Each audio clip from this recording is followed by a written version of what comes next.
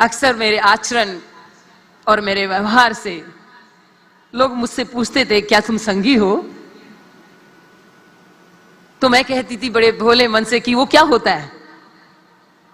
मैं संघ के बारे में नहीं जानती थी उस वक्त।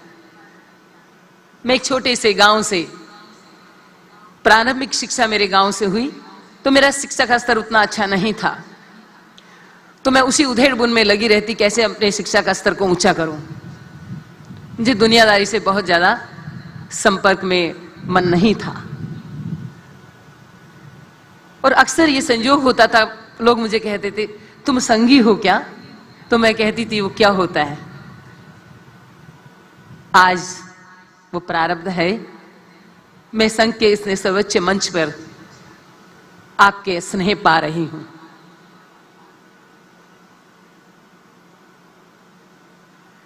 नित्य जो हम कर्म करते हैं, अच्छे या बुरे, वो प्रारब्ध बन करके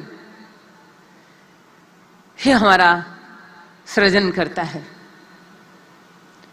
भारत की भूमि पर जन्मी हमारी सनातन संस्कृति, जिसका पूरी तरह से संघ के एक एक प्रचारक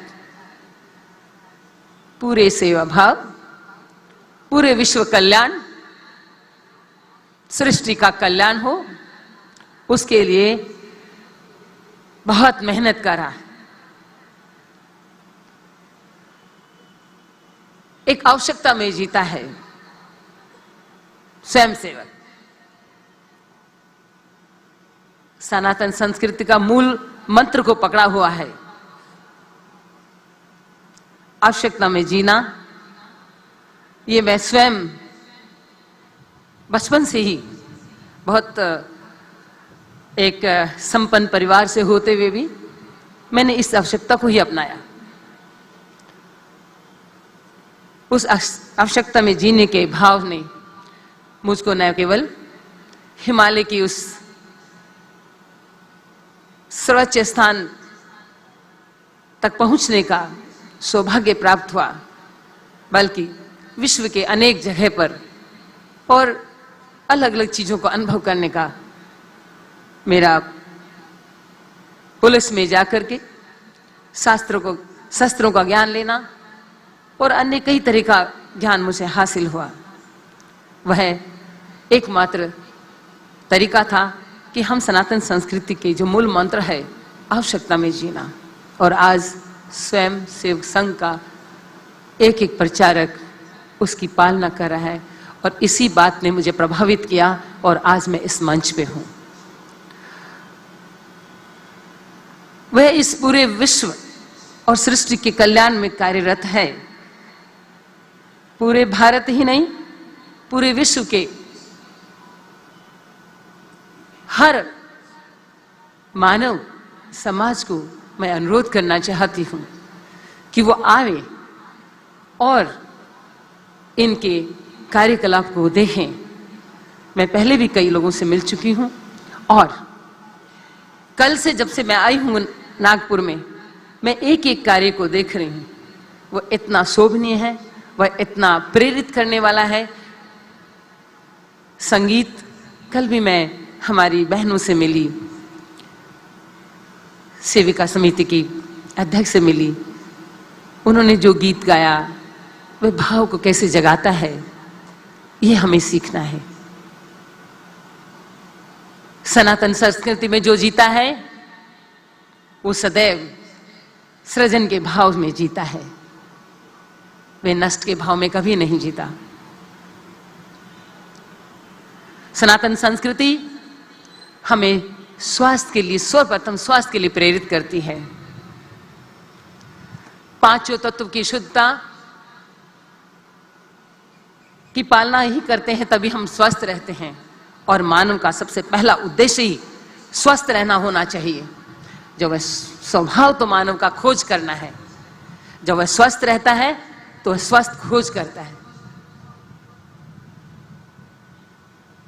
सनातन संस्कृति का जो वात्सल्य है, बचपन से ही मैं इस दुनिया में आई नहीं थी।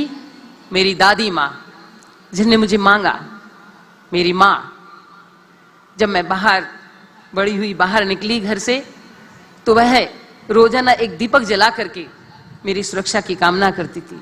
मेरे पिता का लाड, गले के हार, इतना लाड करते थे। उस स्नेह ने मुझे आत्मबल का धनी बनाया। मैं अक्सर ये बात कहती हूँ सभी से कि स्नेह से सब कुछ जान सकते हैं हम लोग। भारतीय संस्कृति, सनातन संस्कृति हमें समर्पण भाव सिखाती है, हमें कैसे सबके साथ मिलजुल करके रहना है उसको सिखाती है। जबरदस्त, इतना इस सनातन संस्कृति में विज्ञान छुपा हुआ है, और जब उस विज्ञान को हम समझ जाते हैं, वो आध्यात्मिक प्रकाश, उस अध्यात्म की प्रकाष्ठा में हम जाते हैं और आनंदित होते हैं।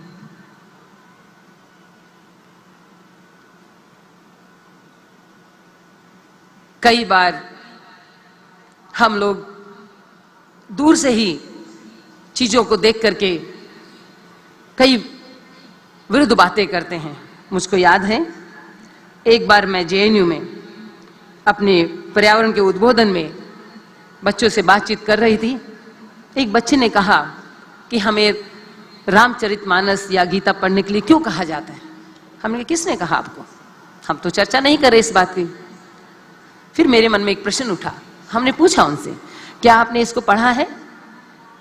उन्होंने कहा कि नहीं।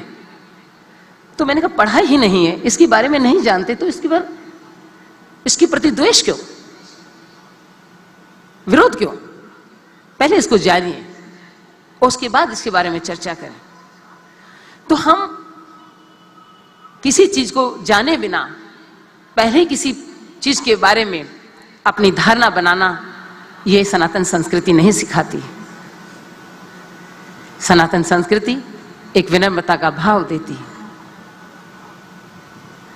वह चाहे हमारा वस्त्र है का पहनने का ढंग है, चाहे हमारा भोजन करने का ढंग है, हमें क्या ग्रहण करना है 10 इंद्रियों के साथ में, वह सिखाती है सनातन संस्कृति। ये मेरे भारत की पवित्र भूमि पे जन्मी है, हिमालय से लेकर के सागर तक।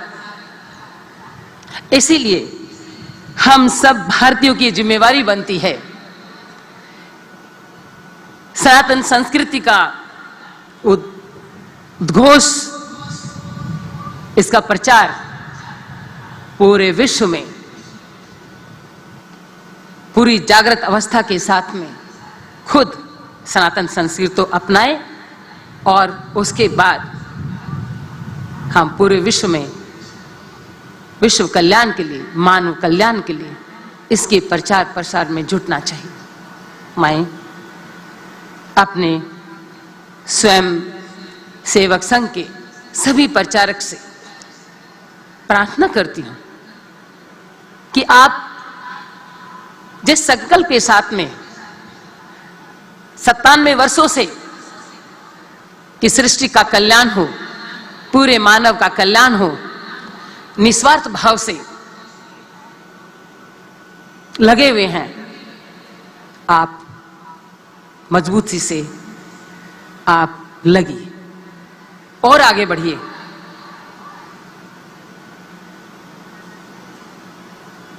मैं आपके साथ में खड़ी हूं। आप लोगों ने मुझे बल दिया, हम आपको बल दें।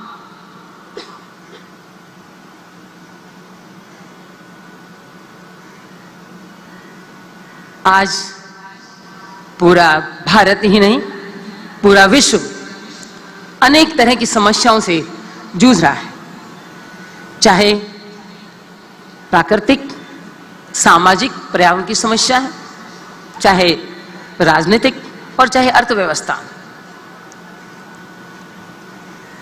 उसका एकमात्र समाधान है, वह है सनातन संस्कृति।